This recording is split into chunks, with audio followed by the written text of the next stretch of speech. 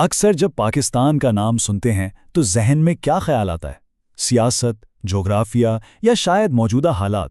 لیکن آج ہم ان سب سے تھوڑا ہٹ کر اس ملک کی روح کو چھونے کی کوشش کریں گے۔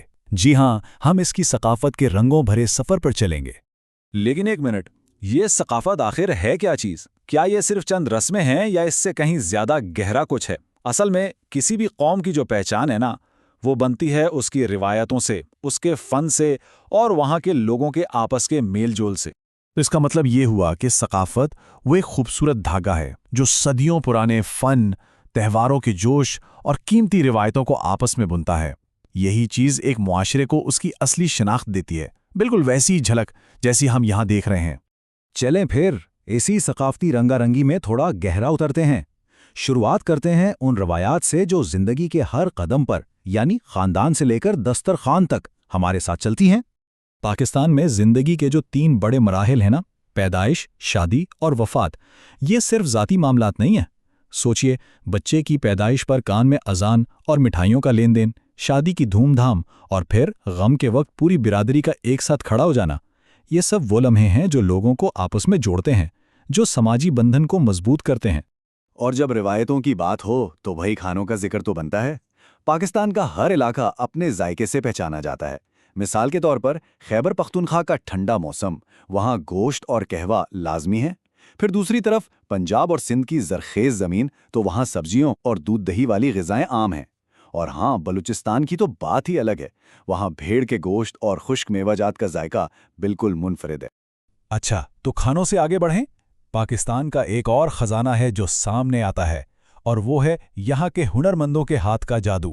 یہ صرف عام سی دستکاری نہیں ہے، بلکہ یہ ایک ایسا ورثہ ہے جو صدیوں سے نسل در نسل آگے بڑھ رہا ہے۔ اور جیسا کہ میں نے کہا، یہ کوئی نئی چیز نہیں ہے۔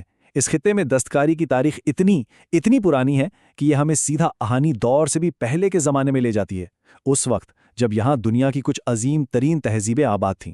ذرا اس فنی سفر پہ نظر ڈالیں۔ سب سے پہلے وادی سندھ کے لوگ، وہ تو کانسی اور پتھر تراشنے کے ماہر تھے۔ پھر آئی گندھارا تہذیب، جنہوں نے اپنے منفرد مجسموں اور مہروں سے تاریخ پر اپنی چھاپ چھوڑی۔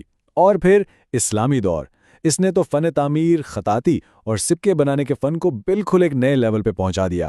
مطلب ہر دور نے اس ورثے میں اپنا ایک خاص رنگ شامل کیا۔ اور سب سے اچھی بات یہ ہے کہ یہ ہنر آج بھی زندہ ہے۔ اب دیکھیں، گجرات میں مٹی کے برتنوں پر پینٹنگ، یا پشاور میں دھاتوں پر کندہ کاری، ملتان اور حیدرآباد کا نفیس سونے چاندی کا کام ہو، یا پھر بلوچستان اور پنجاب کے ہاتھ سے بنے ہوئے قالین، ہر شہر، ہر علاقہ اپنی ایک الگ خاص پہچان رکھتا ہے۔ اچھا، ہنرمندی سے آگے بڑھتے ہیں اور اب بات کرتے ہیں اس جوش و جذبے کی جو پاکستانی عوام کو میلوں اور کھیلوں میں ایک ساتھ لے آتا ہے۔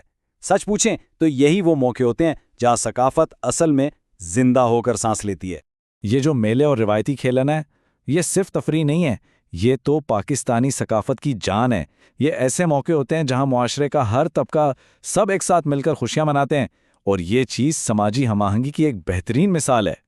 کچھ مشہور ایونٹس کی بات کریں تو لاہور کا ہارس اینڈ کیٹل شو ہے، سبی بلوچستان کا تاریخی مویشی میلہ، اور پھر چترال میں پہاڑوں کے بیچ ہونے والا شندور پولو فیسٹیول۔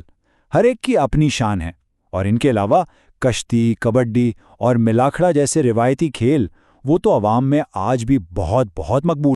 تو جشن اور کھیل لوگوں کو جوڑتے ہیں، ٹھیک، لیکن جوڑنے کا ایک اور بہت بڑا ذریعہ ہے، زبان۔ پاکستان ایک ایسی سرزمین ہے جہاں کئی زبانیں بولی جاتی ہیں، اور ہر زبان اپنے اندر ایک پوری دنیا سمیٹے ہوئے ہے۔ ان سب زبانوں میں اردو کو قومی زبان کا درجہ حاصل ہے۔ بڑا دلچسپ ہے کہ اس کا نام ترکی لفظ سے نکلا ہے جس کا مطلب ہے لشکر۔ ایسا اس لیے کیونکہ یہ زبان الگ الگ تہذیبوں کے ملاپ سے لشکروں اور بازاروں میں ایک رابطہ زبان کے طور پر پروان چڑھی۔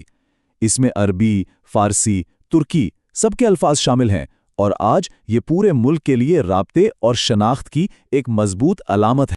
لیکن جیسا میں نے کہا، کہانی صرف اردو پر ختم نہیں ہوتی۔ یہاں پشتو ہے جو ایک بہت قدیم زبان ہے، پھر پنجابی ہے جس کی صوفیانہ شاعری سیدھا دل میں اترتی ہے، سندھی ہے جس کی بنیاد تو سنسکرت پر ہے لیکن اس نے عربی کو بھی اپنے اندر سمویا ہوا ہے، اور بلوچی کی رزمیہ شاعری ہے جو ان کی خانہ بدوش طرز زندگی کی کہانی سناتی ہے، اور ہاں، براہوی یہ تو وادی سندھ کی سب سے پرانی زبانوں میں سے ایک مانی جاتی ہے۔ یہی جو لسانی رنگا رنگی ہے نا، یہی تو اس ملک کی اصل خوبصورتی۔ تو اتنے سارے رنگ، اتنی الگ الگ زبانیں، اتنی روایتیں، سوال یہ پیدا ہوتا ہے کہ ان سب کو آپس میں جوڑنے والا، ایک لڑی میں پرونے والا وہ بنیادی اصول کیا ہے؟ چلیں اس ویژن کو دیکھتے ہیں جس پر اس ملک کی بنیاد رکھی گئی تھی۔ 11 اگست 1947 پاکستان کے بانی محمد علی جناح نے ایک ایسے ملک کا تصور پیش کیا تھا جو سب کے لیے ہو۔ ان کے الفاظ تھے، آپ آزاد ہیں، آپ اپنے مندروں میں جانے کے لیے آزاد ہیں، آپ اپنی مسجدوں میں جانے کے لیے آزاد ہیں، یا ریاست پاکستان میں کسی بھی دوسری عبادت گاہ میں۔ اس کا ریاست کے کاروبار سے کوئی تعلق نہیں ہے۔ یہ الفاظ اس مذہبی آزادی اور برابری کی بنیاد ہیں جو اس ملک کا نصب العین تھیں۔ اور یہی بات ہمیں آخر میں اس سوال پر لا کر چھوڑتی ہے کہ اتنی متنوع روایات، اتنی زبانیں اور اتنی مختلف تاریخیں، یہ سب مل کر آخر ایک واحد، متحرک قومی شناخت بناتی کیسے ہیں؟ شاید اس کا جواب اسی تنوع کو دل سے قبول کرنے اور اس کا جشن منانے میں ہی چھپا ہوا ہے۔